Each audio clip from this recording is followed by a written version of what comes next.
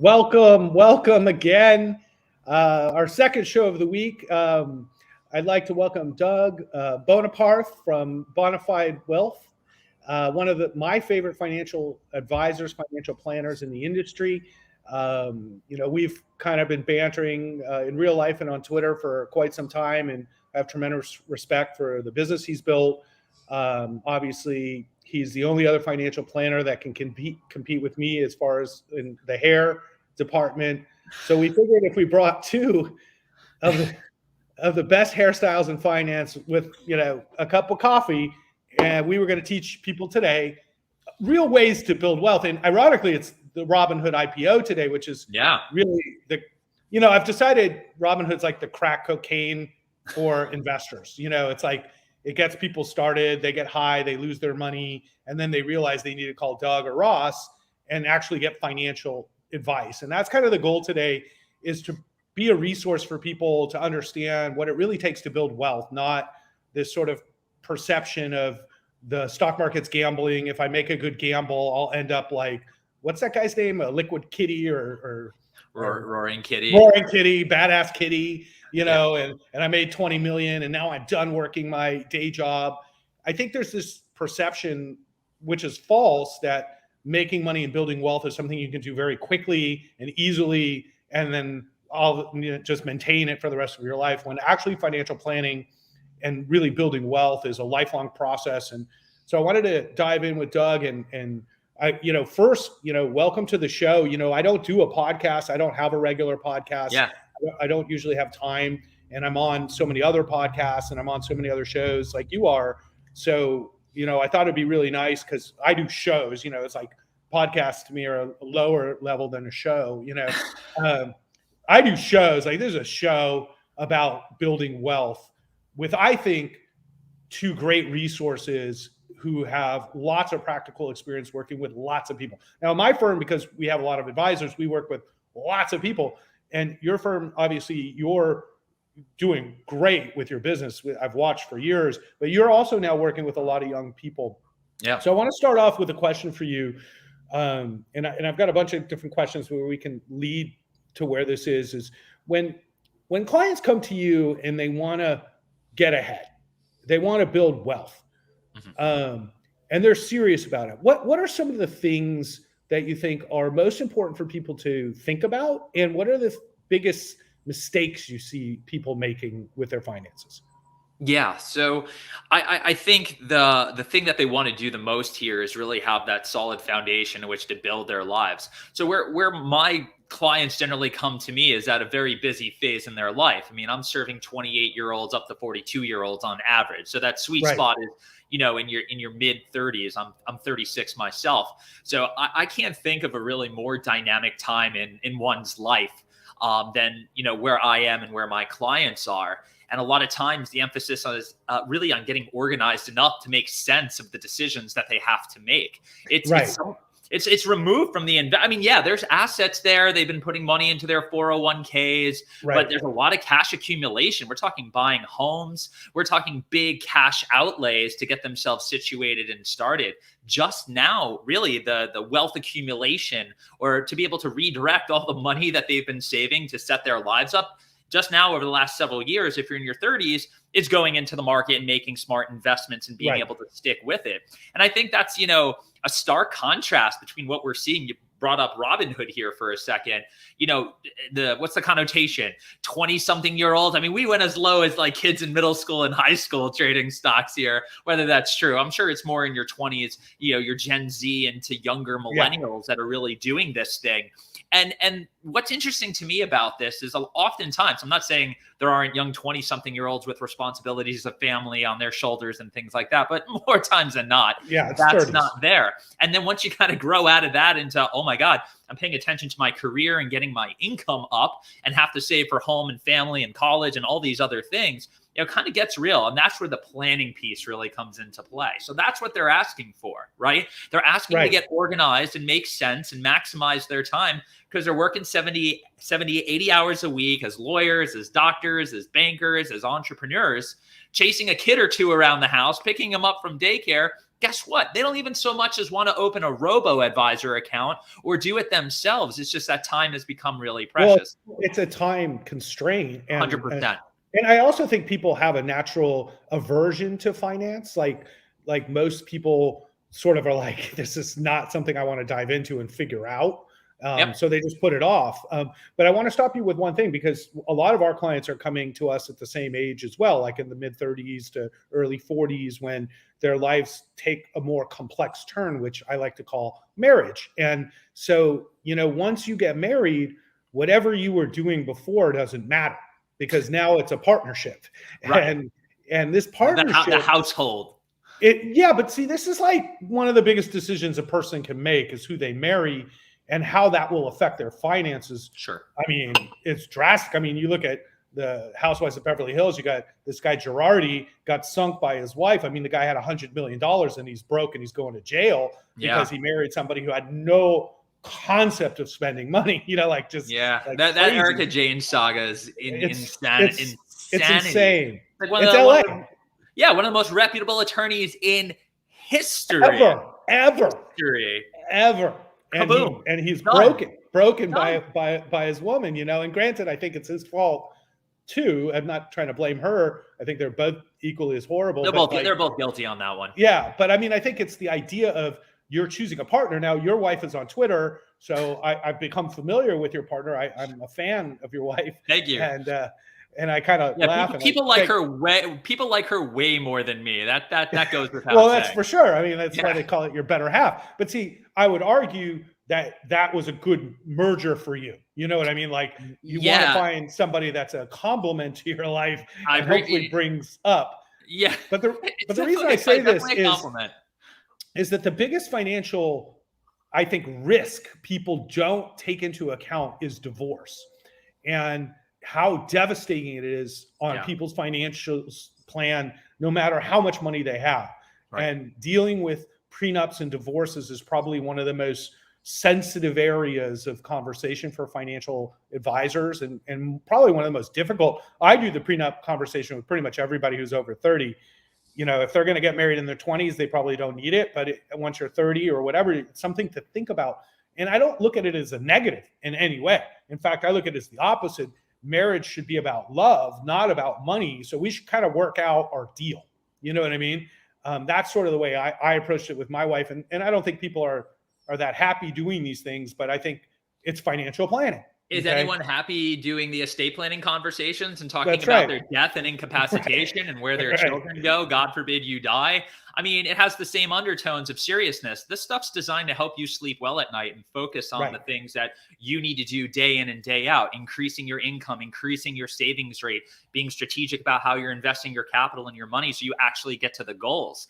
Right? You talk about investments too much, you lose sight of the fact as to why you're investing in the first place. Right. And once you lose sight of that, that's where people will be like, oh, you're just gambling now, or you're just thinking things. And you and I be like, no.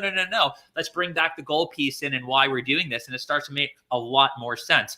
I don't disagree on the prenup convo. I mean, I think it's an opportunity to have transparency in the financial aspects of a relationship. People and the things that concern people too. Like a lot of times they won't bring it up with their spouse, Yeah, again, same difficulty in talking about life insurance and disability and estate planning. It's part, these are the other areas that, again, I'm not going to have a funny joke to tweet about necessarily when it comes to sitting down with, the estate planning attorney. Maybe I can work on some content there as much as I am, talking about the Robinhood IPO or Trevor Milton today getting served with, 3 that was good news. I mean, that's right. That's ripe for a discussion that will be entertaining and capture people's attention. It's very difficult. That's why we're doing this show. It's very difficult to go into these less entertaining areas. Who wants to talk about budgeting and cash flow today? Most people are going to run. They're going to run away from that. They don't want to do that. And I think that's the point of today, is that while everybody likes me tweeting about which stocks we're buying and hope that they can make money without having to pay me for my services, but what I'm trying to tell people is this really is a small part of the equation, because is the money in your IRA or is the money not in your IRA? And why isn't it in your IRA? And why aren't you saving in your 401k? And why aren't you taking advantage of the match? And why don't you have disability insurance or life insurance? You brought up, unfortunately people die and young people die too. And so dealing with protecting your family, building a solid financial plan is, and I think that's why a lot of people avoid meeting with us. Like, I'm sure you get these people who they'll like set an appointment with you and then they cancel and you're like, what's going on? It's like, I'm busy, I can't do this. And then they'll set a second meeting with you. And then like the wife's like pulling the husband into the meeting because she's like, look, we need to do this, and there's a lot and I think it should be done like before you even get married. Like once you meet somebody, you should really start talking about this. It's an interesting comment, reflecting on, I'm 36 and I've been doing this for almost 18 years now. It's a very unique thing in wealth management to have that early of a start in a pure financial planning role. And what's interesting to me is in the earlier days of my career, when you're trying to prove yourself and get clients in the door, every client or prospect that doesn't become a client is an indictment against how good you are. It's like, you take it really seriously. You obviously want the relationship in the business. And now just, you grind this out, you do all the right things, you build a successful business. One, it takes time. And you look back at that and say, man, I wish I was just more patient because here we are today. And it worked out that way. But what's interesting in terms of like clients coming to you, I've learned a lot of it is self-selection. Like people who want to do planning, they're signing up. Like they're signing up, give them time to think about it. I don't necessarily know how aggressive I go after folks that do a consult. You hit them up a week later to see if they're ready to go and you get ghosted. I don't take it personally. I think it just speaks to when people get in a mode to want to help themselves, they go all in. And those, quite frankly, are the relationships, you want to have as an advisor, people who have some level of motivation. No one wants it. You don't want to have people that are being forced into it. So, it's just one of those I say that when I'm training advisors, I'm like, if you're pushing people to do this, they don't get it. Like we're supposed to be fulfilling the demand, not trying to create the demand, because it's like, most of the leads we get are people who are like, I'm ready, like I'm ready to meet with somebody and they're ready to go, But when you're trying to convince people the value of building a strong financial plan, they're not ready. And it reminds me a lot of fitness. I always kind of compare correct. It's exactly that. It's like when you're ready to get in shape, call me. Like when you're ready to run every morning and eat healthy. Because other than that, like I'm not really helping you if you're not all in on getting the results you want. It's not a fun relationship. It's not a fun relationship or a good time. But I think it's a fun relationship in the sense of just like fitness, when you start to see the results, the feedback. Sure. I mean, people that you're like forcing to get there that never grab a hold onto it. It doesn't really become fun to like force people into wanting to do planning or want to, like, for example, you go through a financial plan and you lay out all the recommendations and 3 to 6 months go by, you do your check-in and nothing gets done. That's a tough relationship to have. Yeah. I think that it's a 10-year relationship to get any real results, fortunately, now I'm on my 28th year. So like, I can see people who I saw, when I was a kid, and like, how did it work out? So I used to say this when I started in the business. I was 23 and I was like, I can't wait till I've been in it for 10 years to see if this really works well, and 10 years later, I was like, oh, it really works well. And I have 100% belief that if you come to my firm or me, that we can make a drastic change in your financial situation over a decade and completely alter your future for a much more positive economic future for sure. Sure. So let's put some further context around that. What I feel people, again, traditionally get caught up in is the investment component where, I'll work with a 30-year-old through 35, 36. And yeah, there's some investments going on here, obviously for savings, the 401k and stuff like that. But when you're building out the foundation of their financial life through financial planning, don't lose sight of the value that's being created there. And that value translates into the ability to put that money away and to get to investing. It's such a game of patience, and it is contrasted against parts of what we do that don't seem all that patient. With the high speed and frequency of the market. It's a really interesting dichotomy of psychology with the investment component versus the planning component, and yet the investment component is inside of this planning atmosphere, and a lot less important than people realize. Because it's like, and this is what my wife and I were talking about this morning, because I was saying, when you really look at people, and you've got people who, love their jobs, they love what they do. It doesn't really matter how much money they make. It could be something that we think is horrible, but they love it, and they go to work every day. And sometimes these are your best clients because they save money, and they're not rich people, but they get to their goals. And then you've got these people who don't like what they do every day. They go to some office job they hate, and they're looking at the stock market or the crypto markets like this is their way out. 100%. Like if I wake up in the morning and I pick that 20x stock this year, or crypto goes 20x, I'm done working, and this is my way out. So I'm going to take my 10 grand and I'm going to buy options on Robinhood and Doge, and Elon's going to pump this thing to the moon, and I'm done working. So they have this like lottery mentality, is the way I look at it, where what we do somehow is the quick way out. Now, the problem with it is there always are some winners of the lottery. And the winners of the lottery survivorship bias. Right. And it's like we focus on the winners of the lottery because it's a fantasy that we all have. But it's like 1 out of 37 million people, right? And so but it's the loudest one, and you can tweet about it. So that's right. Everyone's getting rich but you. And that's like the detrimental thing about stories like this. What's his name again? Liquid Kitty guy or whatever. Roaring Kitty. Roaring Kitty. Is that value? Yeah. It's like, oh, he's the Robinhood guy who like made 20 million and now he quit his insurance job. And now he's the exception to the rule. Life. Yeah, he's the exception to the rule, hands down here. But it's sensational. It's quite the story. I mean, it's a great story. It's a book. It's going to be a book. A movie. I mean, this thing is a once in a lifetime. Storms colliding into one another to really create something that's cinema worthy here. But that has now been glorified to the point, and for so long now, from the beginning of the year even through today, that this is the drumbeat that's kind of going on here. And my concern, it wasn't.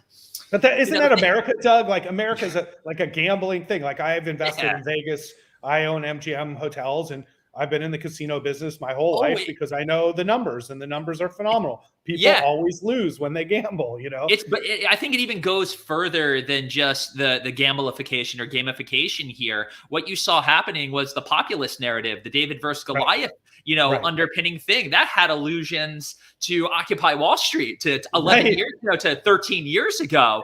And I'm sitting here the whole time as someone who just landed in New York City when Lehman, like my plane landed at JFK when I left Florida to go start my career, and Lehman collapsed that day. Right. Yeah, we have employees who have that too. Yeah. The next 2 years was like, if I went to go have lunch down on Wall Street, it was Occupy Wall Street and Zuccotti Park, people really losing their minds over this. So, I have videos of walking through that stuff back then. Wild. It was wild. And I'm like, oh my God, does this have legs to, turn into, this kind of thing again? That's the power, the power of investing and how strong it can create and appeal to narratives. Why? Because people. Well, and the populism narrative that you brought up.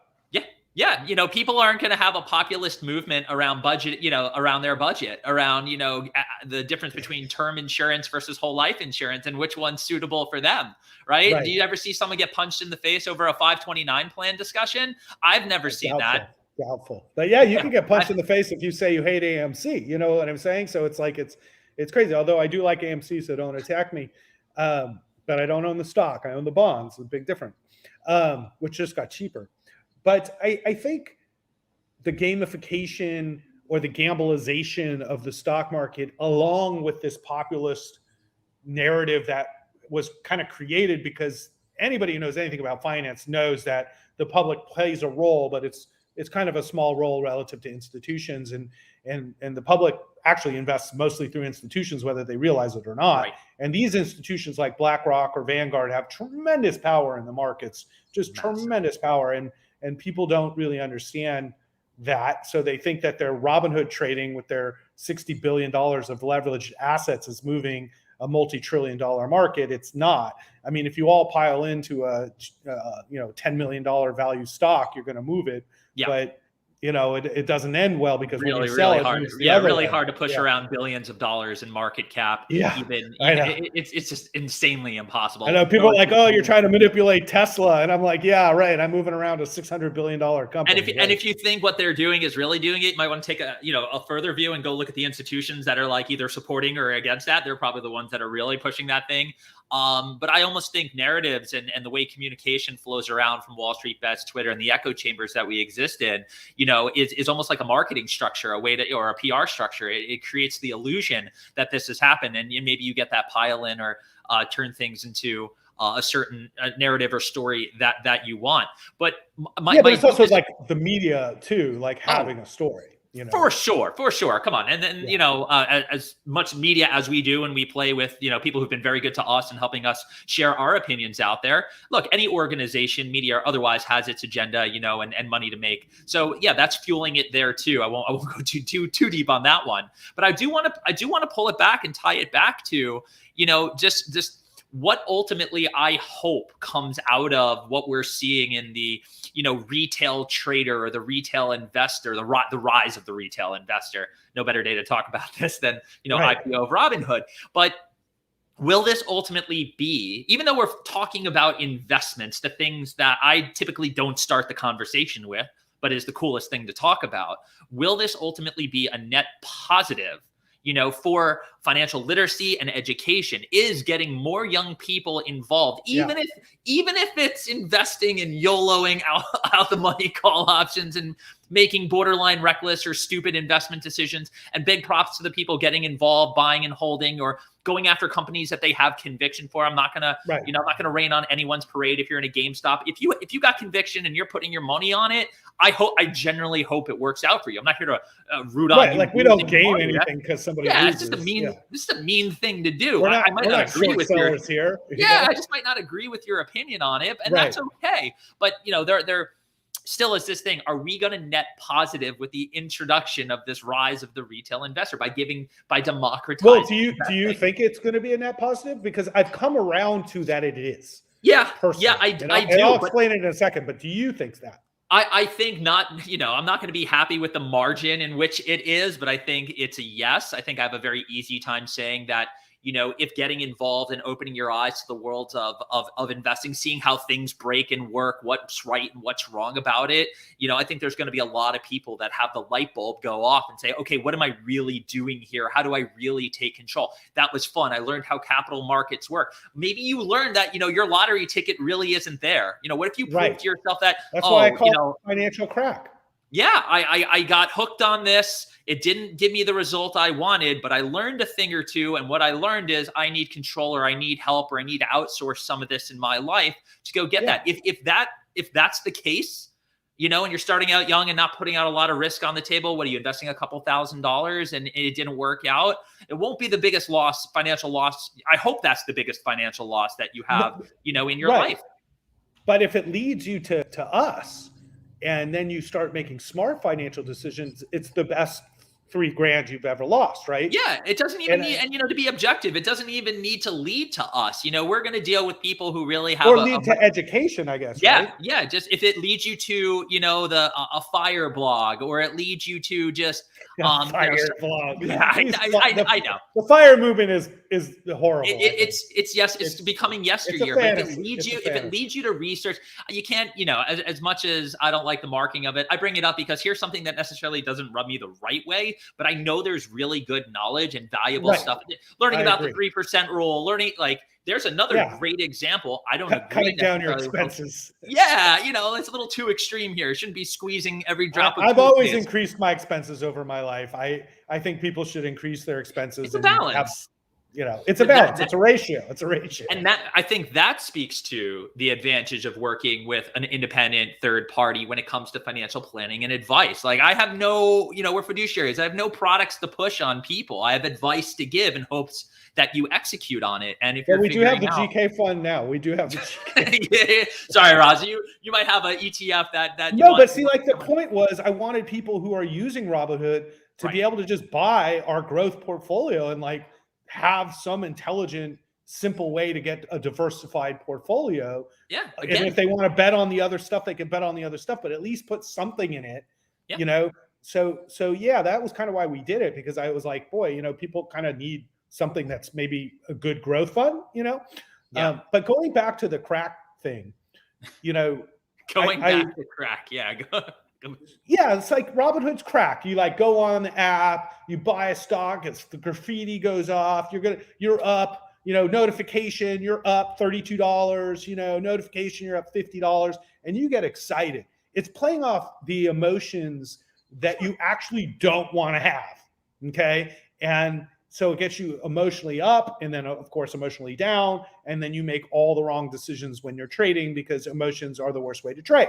And so like, to me, it was a stock twits thing I did, and the people on there were very convincing, and they convinced me that Robinhood was ultimately good because it does teach people to take control of their financial future, to look at the stock market and realize that this is a way to build wealth.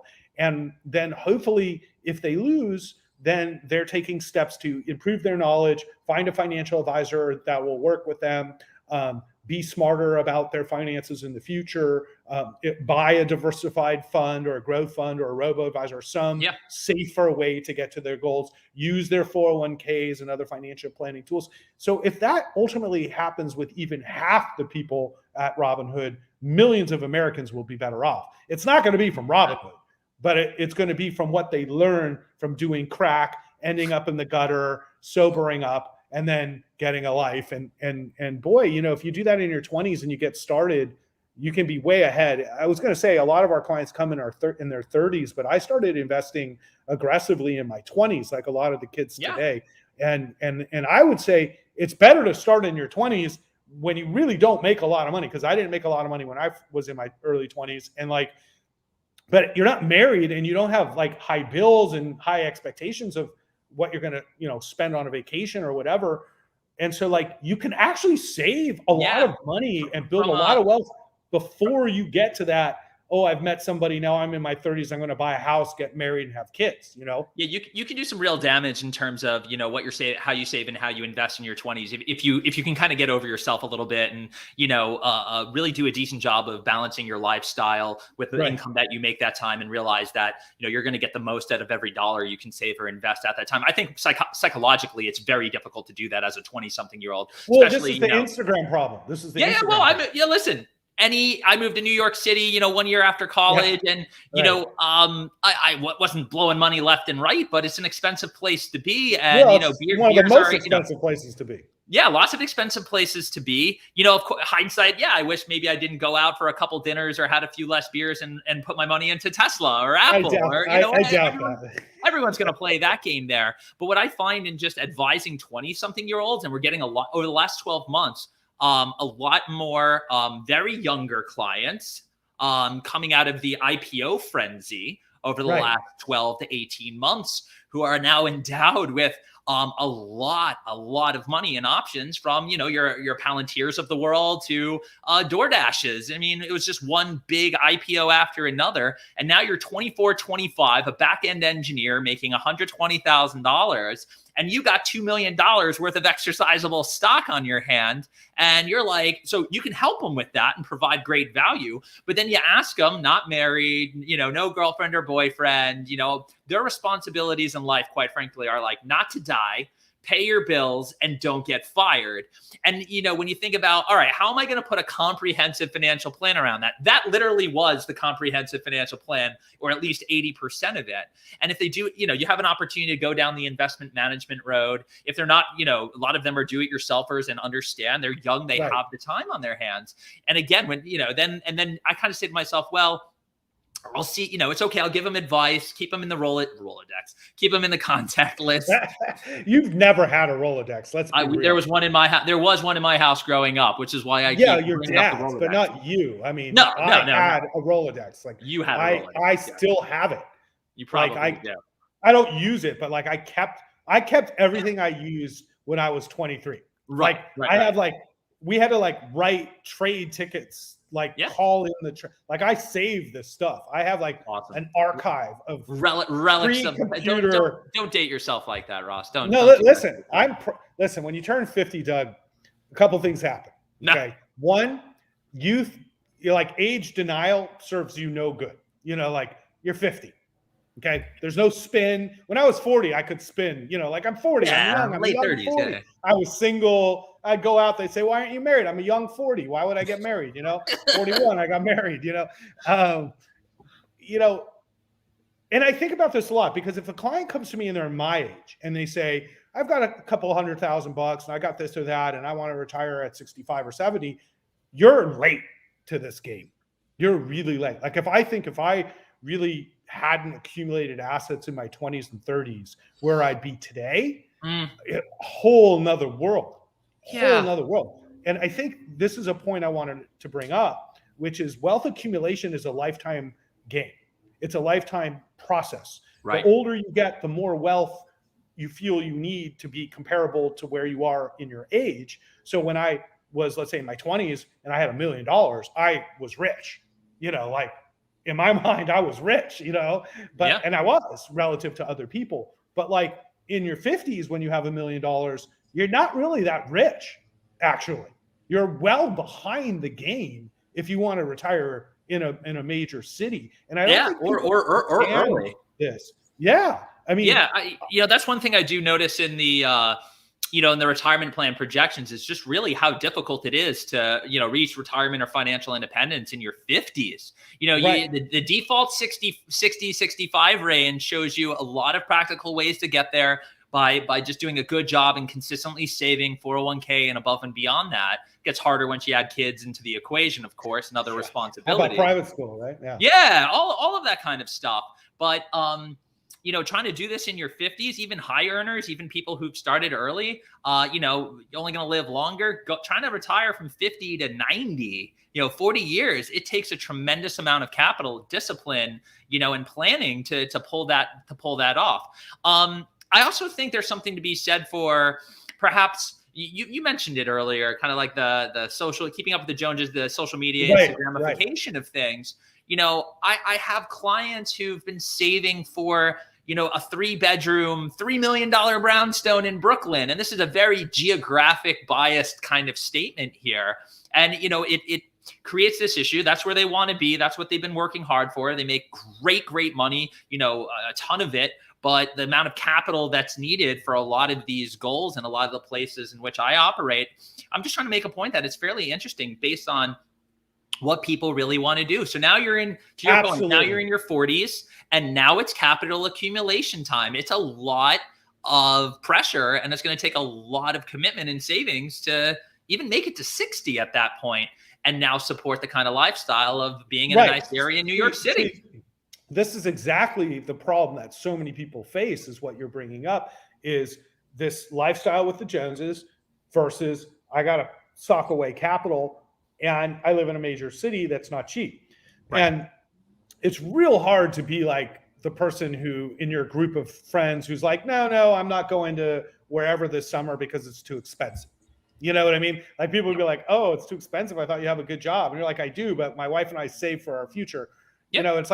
I always compare it to the Noah's Ark thing, like everybody made fun of Noah. Noah was like beat up by the time the rain started, he's building an ark in the middle of summer. And people are like, this crazy old man saving money.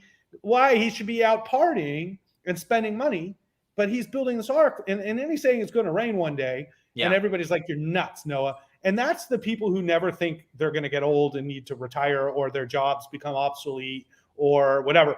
I work with a lot of 25-year-olds now. I'm not confused that my job will become obsolete in the next 25 years. So when the 25-year-olds who work at my company are my age, they're going to look at me. They already call me grandpa. They're going to be like, hey, great grandpa, when are you retiring?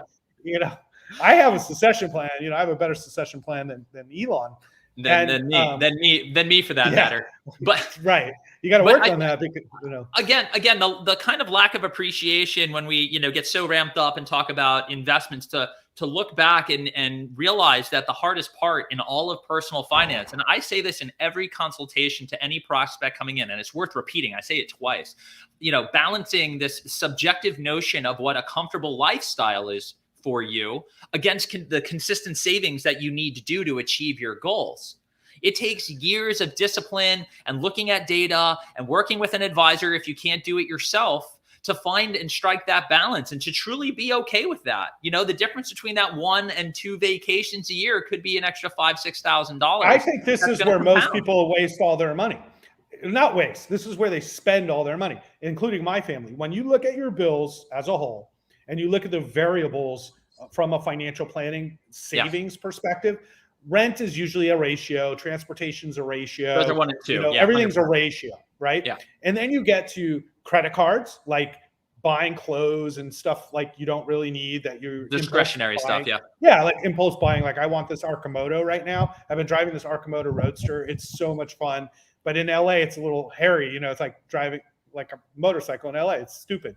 And I have young kids, but out here in Laguna, it's wonderful vehicle. It's, let's say, 20 grand. In my mind, I'm like, I want to buy this Arcimoto, but it just doesn't make sense. So I talk myself out of it, even though I want it, because it's 20 grand. And I'm like, I'm trying to buy a house, which, believe it or not, is almost impossible in California. And so like, when they go, oh, Ross, it's only 20 grand, but actually I might need that 20 grand to buy a house. It's the things we want. And then it's vacations. So vacations are super expensive, especially with a family. And so people typically take like 2 vacations a year, like a summer trip and a winter trip with their kids. They all travel at the same time because the kids are out of school at the same time. Right. The rates to do everything, the airfares, it's super expensive. Yeah. And so like this year I kind of decided like, I'm just going to have a budget for the summer. Okay. So if we're going to go somewhere, we're going to spend X. Okay. And that could be to go to Hawaii. That could be to go to Aspen or Colorado. That could be to go to Laguna, which is where we ended up going. And I saved all this money on airfare because if I would have gone to Hawaii, I'm paying for rental cars and airfares, where I rented a house in Laguna for the same cost of that trip on the beach. Right. But it was like for a month instead of 2-week vacation, but it cost the same. And so people have to budget the things they want to do, including the fun things. And if you do that, then it all makes sense. Then you don't have to worry about this thing. Yeah. And I think good advisors and good planners have tools and techniques to help people do that. Some are going to want to go do a deep dive into their expense data over the last 12 months. If you're ever working with a client that's an engineer, they're going to pull the data.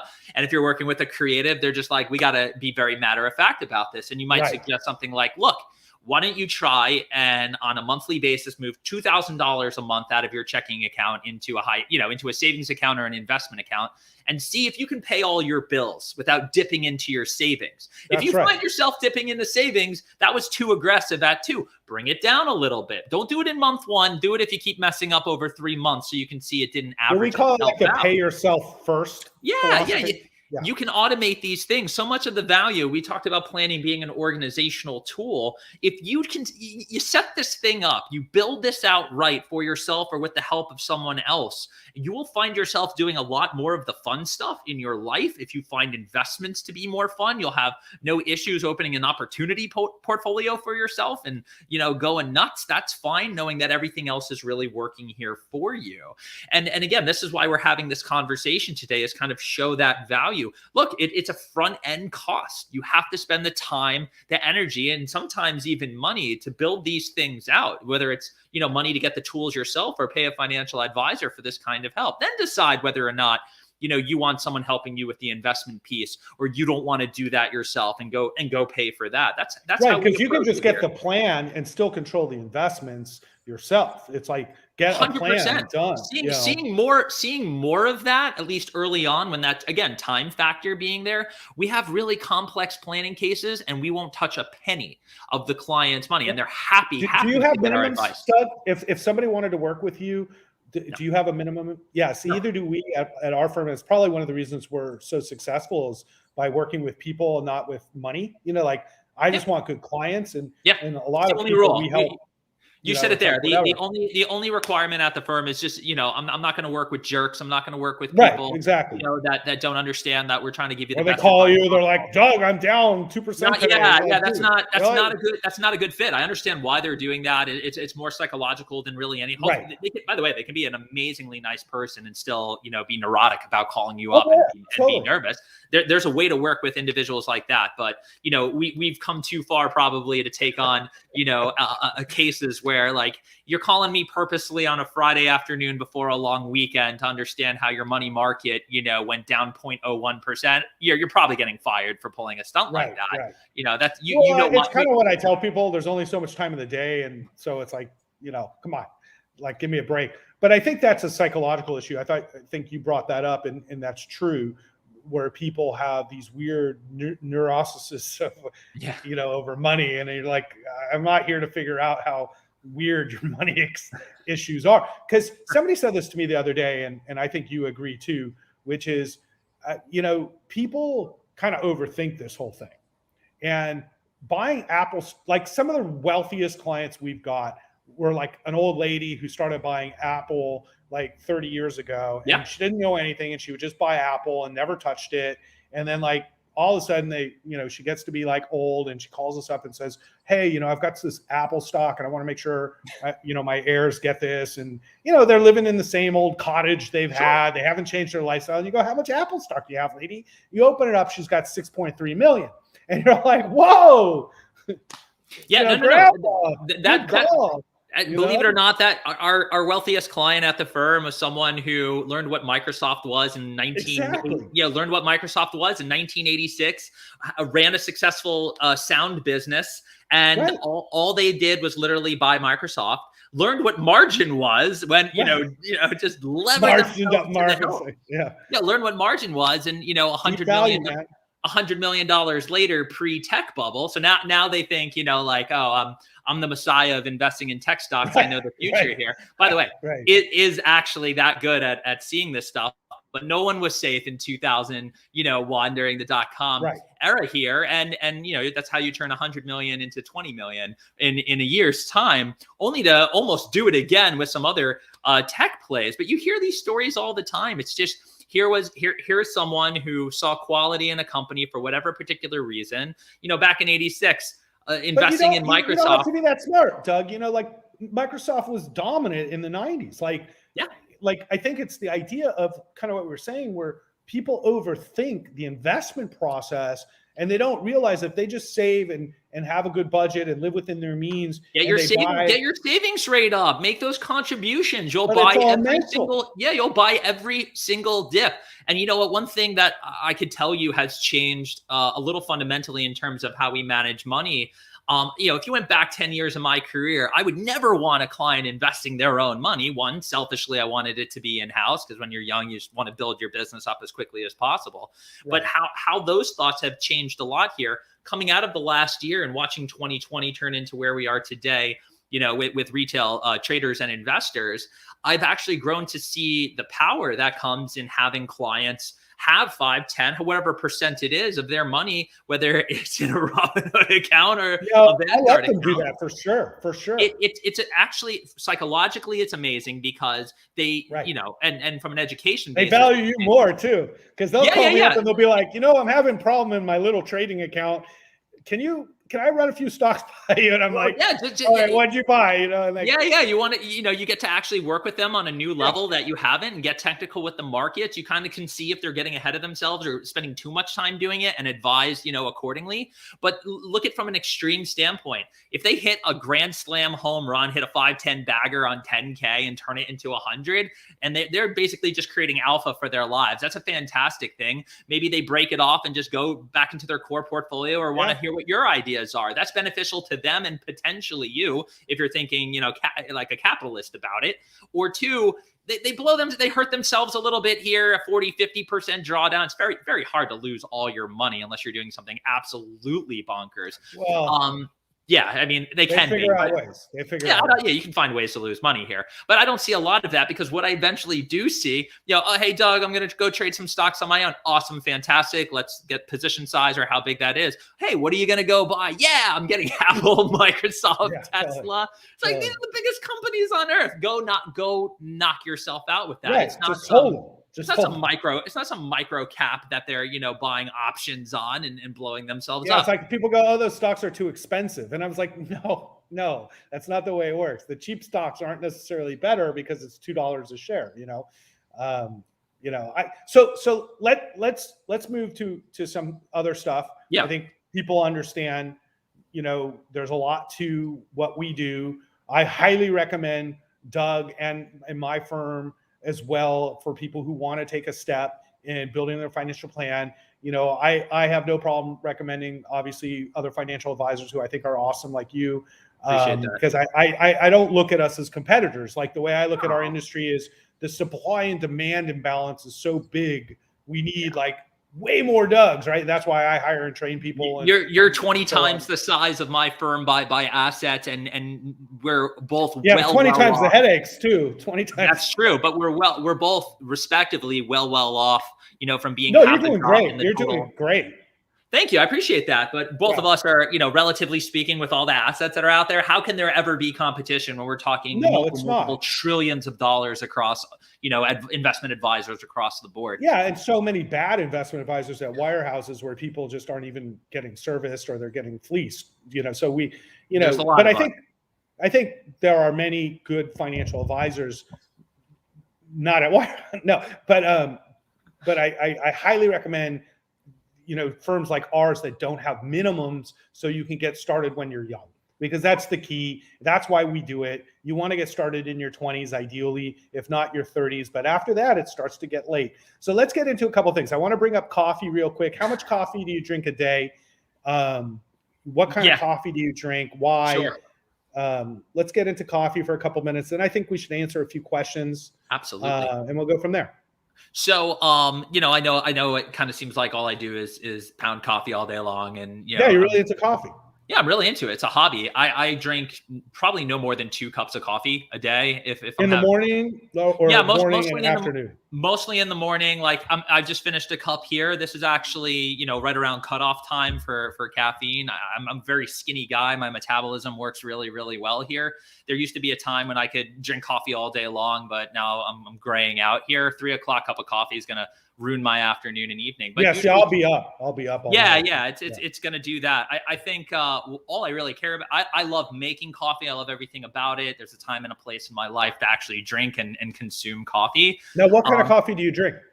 So I only drink light roasts. I'm not into medium and dark roasts. I am loyal to a roaster called Tandem out of Portland, Maine. Very big. Yeah, they're awesome. They're doing, anytime they grow coffee in Portland, Maine. I mean, does it grow up there? Listen, there are inside maybe. There's exquisite roasters all over the country. I mean, who do they bring the beans in and roast them there? Yeah. I mean, look, they're importing single origin beans from Latin America and Africa. So they're doing the roasting of the bean. They're not growing beans in Portland, Maine. Yeah, that's what I was like. It's not no. They're importing them and getting the beans. And really, I ended up there and using and drinking, pretty loyal customer to them, simply because I had spent a year and a half trying everything under the sun. Like, every week, a new roaster, a new bag, a new way of brewing. Was this like a personal quest, or it was just like, I'm going to find the best coffee for me? I was into it. It was kind of like when I had a little bit more time on my side, and I had, this, like anyone who gets involved in a hobby, you want to buy more equipment, you want to buy new gear, you want to try new methods, new beans, all of this stuff. Yeah. I was like meeting up with local baristas, bringing in bags of beans to go try it in a siphon. Okay, so you're that into it. I've never gone to that length.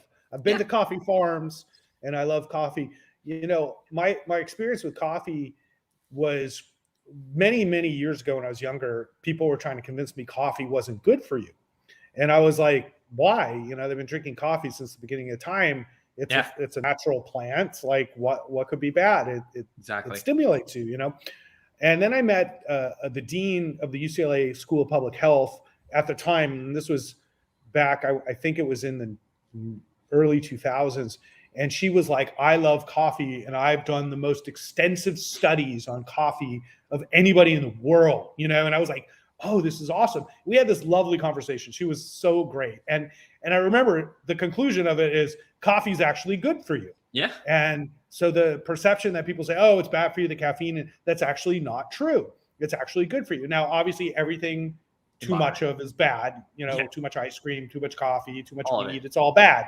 Alcohol, it's all bad. But if you drink coffee in the morning, they actually shows a lot of benefits in cognitive increase in functionality. I personally, unfortunately, am addicted to coffee, so I need. Well, I know I'm addicted because if I don't, you're a Kona guy. You're a big, bold, I'm a Kona guy. roasted flavor. No, it's a medium roast Kona is what I drink. A medium roast Kona. You're getting full body flavor. You like a real rich, meaty cup in the morning.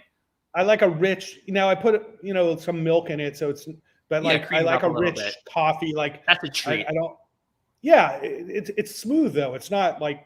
So you would like some of the Jamaican Blue Mountain too, then I would imagine. Yes, but so I French press my coffee. There you go. Even more delicate. I like that. More decadent. Yeah, but honestly, I used to love this just simple coffee machine I used to use, which was great. But once I started French pressing, I was like, it's better. So I highly recommend the French press. You can also control how much you grind the beans, which affects taste. True. It's wild. I mean, my wife bought a Chemex maybe 9 years ago for me as a holiday present. She saw, it wasn't really till I moved to New York City and actually had access to a myriad of third wave coffee shops where you could see people taking it real seriously, that I said, oh my God, this drink is, I was using it to wake up in the morning. And she's like, Doug, if you really like coffee here, I bought this thing. See if you can get into it. She's the biggest recipient of all. Every morning I wake up and make 2 cups of coffee. She's getting a pour over every morning, literally for the last 8 years. I don't know if she's ever made one. She does a pour over. I make them for both of us. So my morning routine is to get the older one downstairs, breakfast. I'll make the lunches and simultaneously make coffee to start our days here. So a little. Wow, what a good husband! Yeah, I know. It's quite. Jeez, I don't do that. The only thing I'm good for here. Just give me the coffee and leave me alone. I'm on Twitter. It's like. And it just turned into this hobby. And then the crazy part was, 2 years ago, maybe more, our little hamlet of financial Twitter and the financial zeitgeist and the latte factor emerged. And, this ongoing joke of saving money by brewing coffee at home and this theme kind of just landed in my lap, right place, right time. And it's still going, man. Accounts are still out there, saying, hey, you can be a billionaire if you just brew coffee at home. So I honestly just go with it because it works. It's a funny shtick. But at the end of the day, I want people making coffee at home will save you some bucks, but it's really not about that. It's about, having. That's actually my least favorite financial planning advice. I think you hit on this one too. When like Susie Orman will be like, if you give up your favorite things, you'll reach retirement. And I was like, that's fun life. Yeah. Thanks, Susie. Didn't you live in your fucking car? I'm like, I don't. Why do I need to listen to Susie? For anyone watching, it's a shtick. I've been on record many times. Don't shtick this thing, okay? Yeah, it's not a shtick, okay? A shtick is like you're not that into it. It's just a shtick. You're really into coffee. No, I'm really into the coffee. I meant the whole for you. The whole saving money on it is certainly where I'm kind of playing into that joke. That's totally. But it's insulting. It's like insulting. Yeah, you and I both. It is insulting, and you and I both know that. Save a lot of money if you stop having fun. It's like, hey, let me deprive myself of fun and joy for 30 years so I can retire. It doesn't really sound like a retire great to a life of joy after 30 years of not joy. That's how the coffee thing came about. I just want people to drink better coffee. It's an amazing drink. all you need are fresh beans, a decent grinder. Now, do you own Starbucks stock? Because I'm a Starbucks stock owner, and our firm owns Starbucks. I regret. As much as I don't drink it, I got really nothing against it other than it's not my cup of coffee. It's not mine either. Yeah, but it's a cash cow. But it's a cash cow. People don't quit Starbucks because Starbucks, they like double the caffeine. I think. Yeah. I regret not being a shareholder of Starbucks given how into coffee I was. I won't bring up luck in coffee. Well, if it goes down to 100, you could be a buyer. But I as a coffee drinker, I got to own Starbucks. Truth be told, I want to retire to a coffee cafe and speak easy, like in my local town. So it's I like want a cafe all day and then a speakeasy at night. 100%. That's the like goal. it. That's the dream. And then you're that guy in town who knows everyone because they're getting Right, great right. cocktail. You're pretty much the pusher of caffeine and alcohol in town. There you So go. I mean, somebody's got to parlay that into your wealth you management. could put a weed store in there too, and you got everything. Hey, in covered, due time, you'll have micro dosing and marijuana dispensary. You know, they already have it actually here. Yeah. Not even kidding. No, some of the pot dispensaries are selling the mushroom chocolates now too. I'm not sure how they get away with it, but they are. If they can put sticks of butter and creatine in coffee or whatever they're putting in the whatever. Yeah, they're going to figure out ways to dose it with God knows what psychedelics and cannabinoids out there. I think they got maybe some questions in here. I haven't really looked. There's a bunch of questions here we've neglected. Yeah, luckily, let's see if there's anything. We have young investor who's been paying attention. Oh, here's one. Okay, what is a good starting amount to get started with our organization? I assume this is for you as well. It doesn't really matter. It's what you have free to invest. And I think as what Doug and I were talking about, our goal is really to get you into a pattern, a lifestyle of saving and investing and building financial plan. So it can start with, a couple $100 a month or $100 a month, if that's what you have to save. But I think it's really your intent to continue to grow and build it that matters the most. Yeah, I'm a big. I get pushback on this from time to time. I call it earning the right to invest. It's really once you've gotten the foundational and fundamental piece, once you got to control, know what your goals are, have a system for that, mastered your cash flow, built up your cash reserve so you can, stay invested and handle volatility in your life, not necessarily in the markets. You got all those bases covered, man. Go for it. Start to systematically invest. Start to explore a little bit with individual names if you like. But I'm more a believer in making sure that you can stay invested by getting all the foundational components right, and then have at it. Yeah. All right. What other questions we got? Maybe Mia's going to bring. What do you gentlemen think of the Robinhood IPO? I think it was down last time I checked.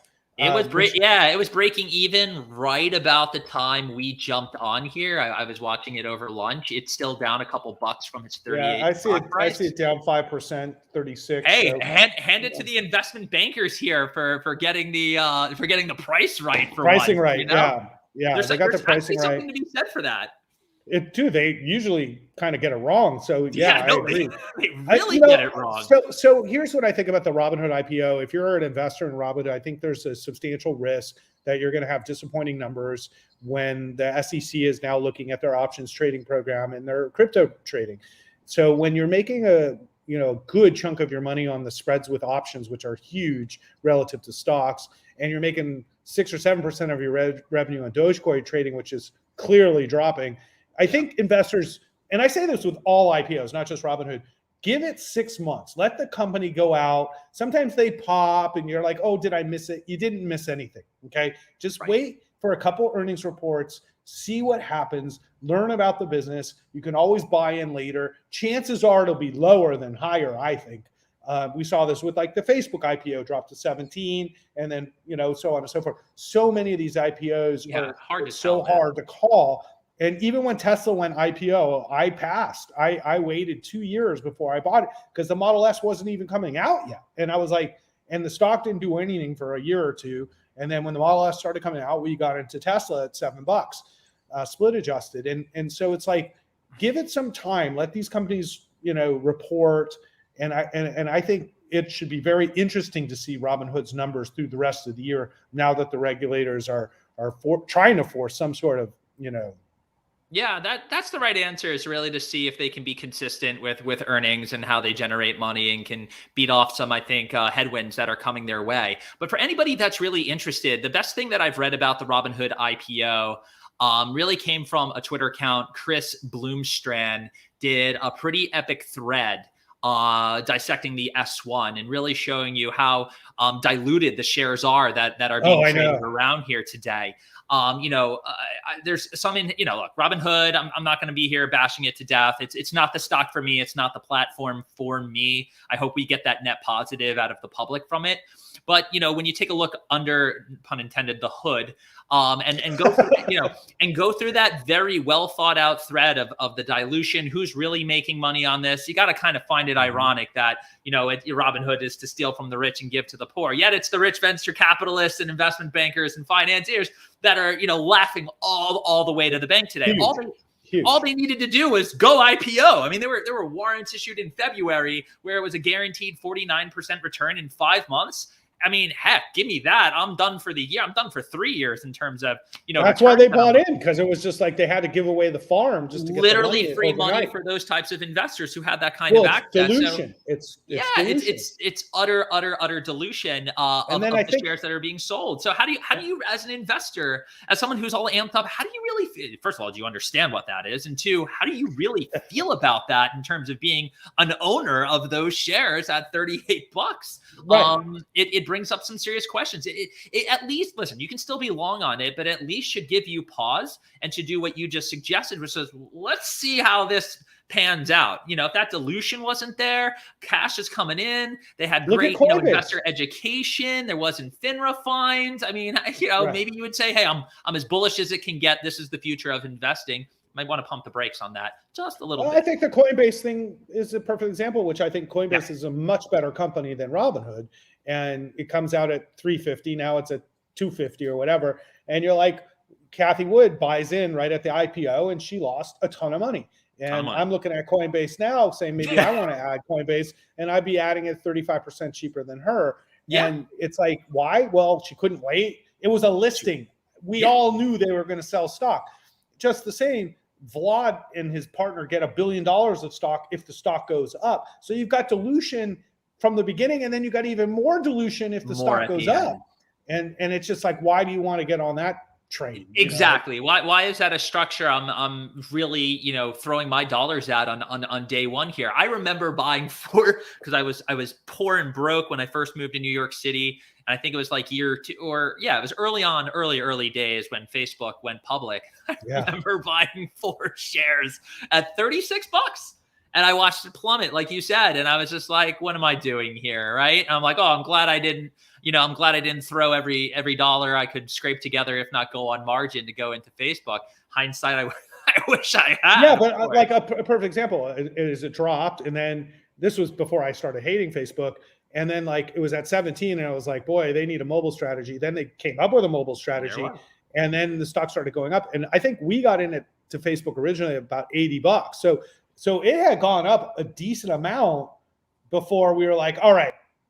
And I remember the day I changed my mind. It was from I did a CNBC interview with this guy. I had no idea he was talking about Facebook. And I convinced myself even more that Facebook was to do well. So we bought in late. I was just talking about Google. I posted this. I got in late to Google. I remember the listing and not getting Google. Like I really didn't get it. And I like kick myself because I literally remember what I was thinking at the time. Like, what the hell is Google?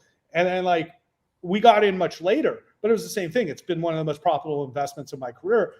I certainly didn't pick it first. I felt really bullish about Airbnb as a next $1 trillion company. Plus, I really, thought this was the disruptor here. I still think it is, but I can't say I'm absolutely thrilled with performance from when I bought in here. Sometimes, well, it's been a pandemic too. Yeah, that wasn't very helpful here. My wife is still not helpful. My wife's adamant about Peloton and made a brilliant call on that early on. She had no idea a pandemic would, it's funny, as I was talking about this on Fox News, it's like the thing Peloton didn't need was there to be a pullback or a recession on a luxury good. People will stop throwing their money at this thing. Right. Sure enough, here comes this thing that's going to create, potentially a global recession. And it's the number one thing that people are pouring their money into. That just goes I'm into connected fitness. I think Peloton's great. I own some beach bodies. Yeah, your thesis, well thought out or not, can be blown up in a second once those shares hit the market.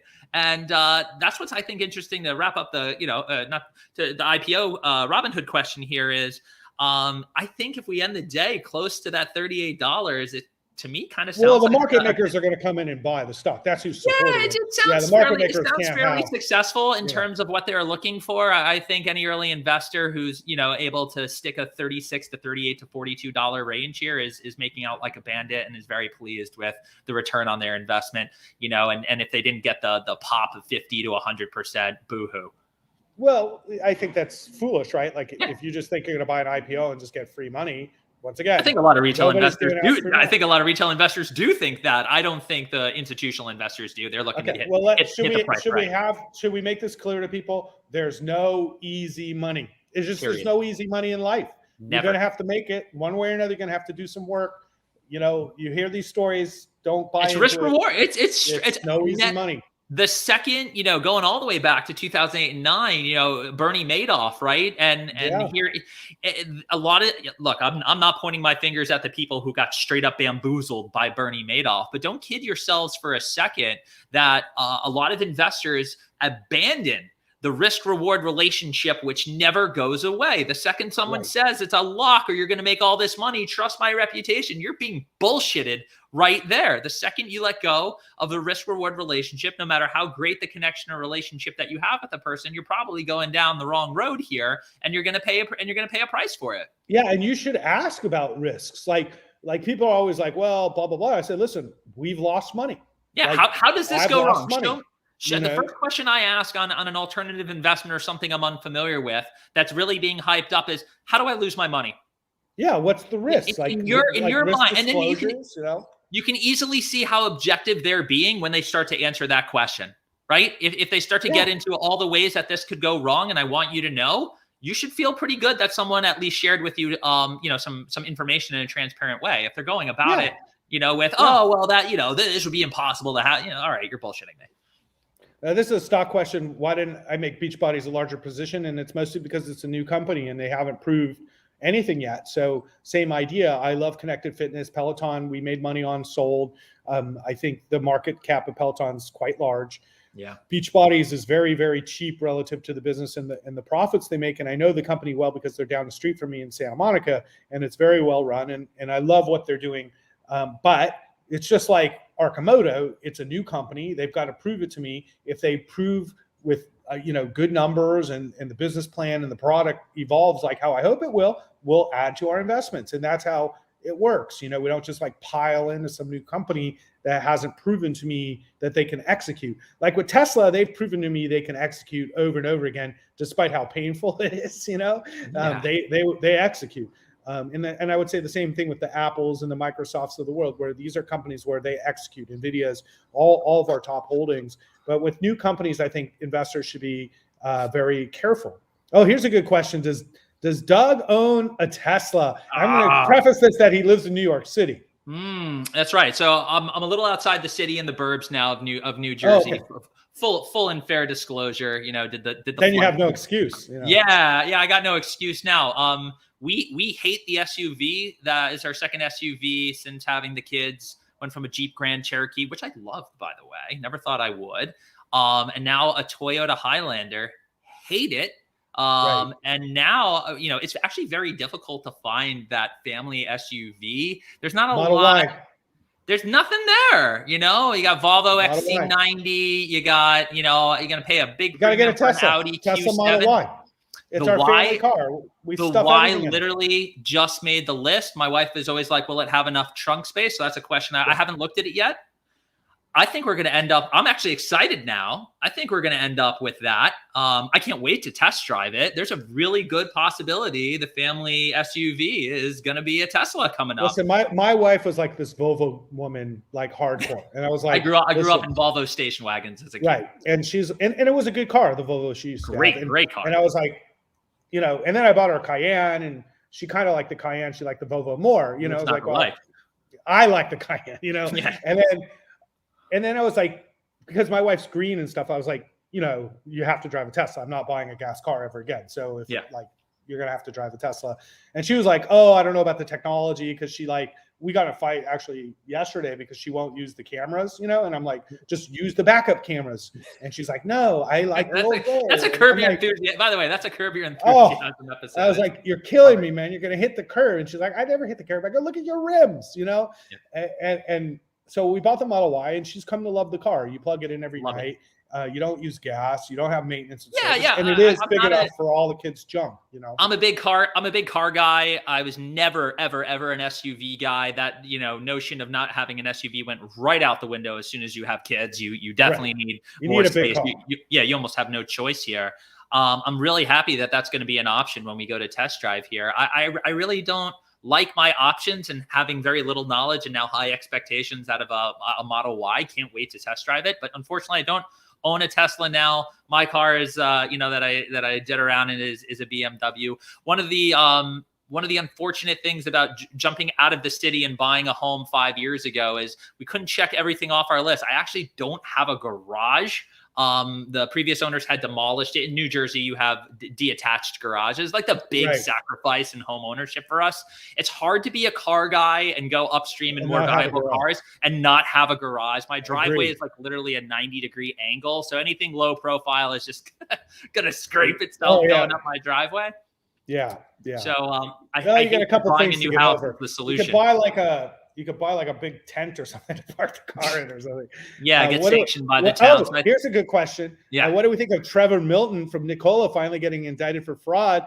I had my own scrapes with Trevor and realized he was a fraud right off the bat. And it's kind of a big day that he actually got indicted for fraud.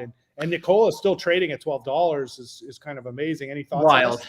Wild, actually, that it's trading, where it's at, not just on this news, $5 billion really just along the way. I mean, we've gotten to the point in news being disseminated that we sometimes can look at things that are that look blatantly fraudulent, that don't look real, and somehow it just continues going on here. And that's what you have here. With this, if it looks like a duck, walks like a duck, and quacks like a duck, it might be a duck here. Interesting. It's a big duck.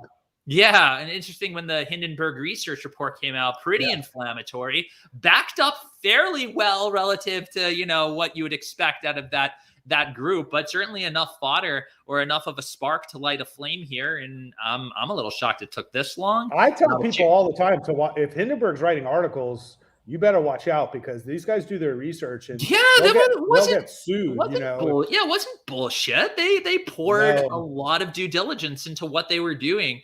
If anything, question marked, now they're getting indicted here. So look, everyone's like, why didn't that happen sooner? Look, and if you're an authority, marrying an attorney here, you got to build a case. You got to build a case. You're just not going to go off of Hindenburg's research and send in, the FBI the next day. Yeah. You need to back it up, build a case, and then prosecute accordingly. Bad day for Trevor, all around.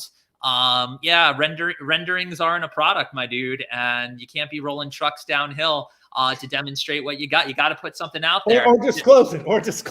If there's any, I am an Elon fan. I do love Teslas. I think they're awesome cars. Still trying to get my mind out of being a combustion guy and revving an engine into them. They're super duper cool. I'm excited to have it. But one thing you can't say about Elon here, man, the guy makes stuff. He makes cool shit every day.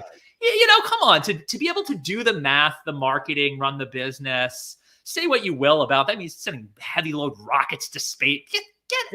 Trevor, you don't own Tesla stock. What is he made? What is the guy made? That should almost tell you everything you need to know about Trevor here. Again, I don't wish ill will on anyone, but it looks like he's in a great deal of trouble. Well, yeah, that's nice of you, Doug. I do. I think when people go out into the marketplace and lie, the fraud people, I do wish ill will on them because unfortunately people lose because of people like Trevor and even though we're on Twitter saying this guy's a fraud, maybe you're not following me or whatever, and it's sad because people buy into these things and they lose their money and it sucks. What really sucks is the fact that the SEC still allows the stock to trade knowing how much fraud is going on. And it sucks that Robinhood, despite having 10,000 complaints that they never even reported to FINRA. Imagine this, Doug. Okay, 10,000 complaints. Never reported to FINRA. Didn't even report it to FINRA, which is a law, actually. And I'm like, what actually is securities enforcement, because to me, it's become you pay a fine. Yeah. You just pay a fine. You don't admit or deny guilt. Post it's just post a cost 08, of doing business. It's the post 08, 09 era that we have found ourselves in. Unfortunately, that It accountability side. It sucks. Also, They should shut down this Nikola stock right now. It should just be shut down. They should not yeah, allow more people to lose on this. I fully agree with that. You know, it just is screaming, you know, red alert right there. Yeah, You it's know, like Gary Gensler just got on Twitter. You know, the yeah. chairman of the, and I was 3 like, days ago. "Welcome to Twitter, Gary." Here's your You know, first. Here's your first case. You know, I'm like, I'm sure you're gonna like this. You know, it's like everybody's gonna be like, you know, whatever. Here, this question's clearly for you. So we're gonna wrap it up. We got another Tesla question. It's like, oh, I hit a home run on Tesla. What should I do? And we had a lot of people come in here to my office. We have a lot of Tesla owners as clients, and we recommend the same thing. As much as you don't like it, is to diversify some of your winnings into some other stuff and hold on to a chunk of it too. But diversification is the key to, you know, people always give diversification a hard time, which I think is the dumbest thing in the world. Diversification is the key to maintaining your wealth. Correct. So it's like not a good quick generator of it, but it's great to compounding over time. But I say this all the time, like if you make a lot of good investments, it doesn't actually hurt your returns that much. It's diversification is about making lots of good investments that have offsetting risks. Right. Okay.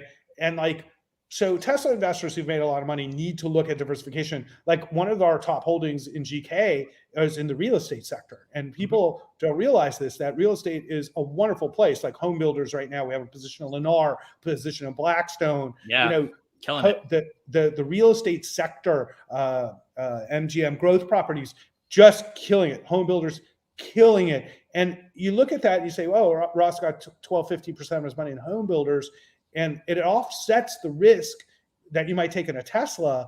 But you're talking about an industry still growing amazingly and also pays dividends.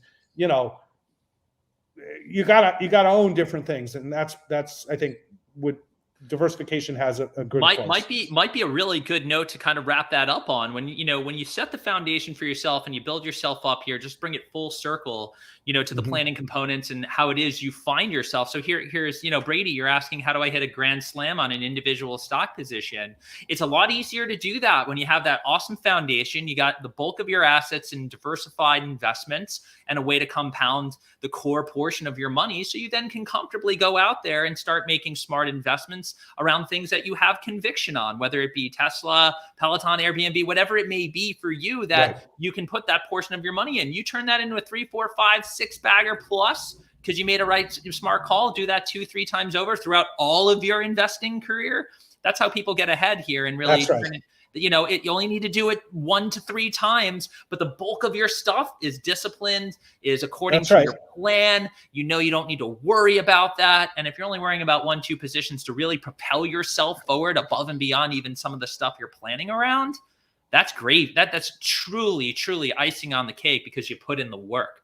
I mean, that's basically the way we manage money. So we have our portfolio, and a lot of our companies like Apple, it's a core holding, but I don't expect Apple to go up 10x. It's just not the expectation. You're not going to turn a $2 trillion company into a $20 trillion company anytime soon. So we look at companies that are smaller and we say, like, what's a company that I can make 10x on? And those are companies that most likely are under, you know, $10 billion. Yeah, mid to small, maybe a mid cap, but mostly a small cap. And so, like, what I spend a lot of time doing is like, what's the next Tesla? What's the next Nvidia? What's the next Starbucks or whatever? And then you have to look at companies maybe like a Beachbodies that are early, or an Arcimoto that's early stage, and you say, does management have a strategy to turn this company into a 10x return over the next 5 or 10 years? And those returns drive your overall performance for sure. Right. All right, man. All right, Doug, I want to thank you so much for doing this with me. I hope the people paying attention to this learn. I feel like people hopefully learned a lot from what we were talking about, and they can come out of this smarter investors. Appreciate your time. Appreciate the work you do, not only for your clients, but on Twitter, for showing a good face for our industry. I think it's really important. You know, like, people have to understand that our industry just a bunch of old white men. There's younger white men too, no, and like, unfortunately, no, we're right. We work very hard to add diversity into our industry at my firm. We did win a couple of diversity awards last year, which I was super proud of. Yeah, like we try to serve the markets that exist, which is actually quite diverse. So yeah, look, it is I've been around. I grew up in this. I it's in the blood more or less here, and I'm really happy with a lot of the ways that the wealth management profession is heading here. It's tough to do a lot of the things that we really want for it. It's very legacy. It's very old. But hey, if you're putting together Twitter and YouTube lives to chop it up like this, and we can get other people feel encouraged to create this type of content, it's going to be an amazing place to work in or even start a business in. I strongly believe that. I know you love what you do. I do. And I can't thank you enough for having me here today. I really do cherish the relationship we've built over several years now. So me too. Thanks for having me. Yeah, and say hi to your wife. I'm actually a big fan of hers, and I think you guys are adorable on their little stuff on Twitter. Everyone subscribe to Heather's newsletter. If you want to see what's going on in the brain of a really smart, young professional boss lady, go to Our Tiny Rebellion. See, Heather, I plugged. It's kind of like how we started this talk about financial planner, about picking the right wife or spouse is so important. It's a superpower. None of this exists without her. She's definitely my. So we're lucky guys. We're both lucky guys. We have great spouses, great wives. A shout out to my wife as well. But it's a crucial life decision and great supporters of us. But anyways, thank you, Doug. Hopefully we'll have more opportunities to do some of these. We'll get some more topics that might get people going. And once again, thanks for representing on the hair side as well. Somebody's got to do it. Somebody's got to show that people with hair are also financial advisors. So I didn't get mine as high as yours. I was kind of trying, but it didn't work. Higher the hair, the higher the returns, or something like that. Listen, it's in your logo. It's like got to keep it going. All right, Rod. Thanks again. All right, have a good one. Yeah, totally. I will see you soon.